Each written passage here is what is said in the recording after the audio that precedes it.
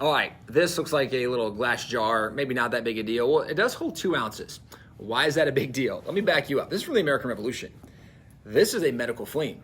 A medical phlegm is what they used for bloodletting or bleeding people. And the idea was that if somebody had a fever, one of the doctors back then, famous doctor Benjamin Rush, called it the excitement of the blood. If you had a fever because you have too much blood pressure, because you have too much blood. So the best thing to do is drain your blood. They would take this and they'd put it in their arms, their legs, and they would measure how much blood they took. Well, if you look up George Washington's death, if you look it up online, it will say he died of epiglottitis, some kind of throat infection. Yeah, dig a little bit deeper.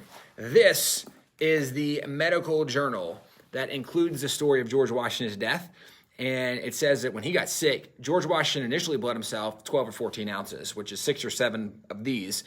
And then it says, Martha talked him into calling a doctor. While he's waiting on the doctor, he had 2 more copious bleedings. And one report says, I think maybe that's 16 ounces each. So it's 16 more ounces twice. That's 8 of these twice.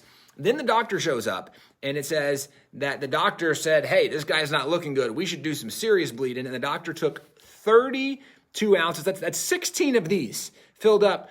That's more than a third of his blood. I mean, we're getting up to close to half his blood they've taken.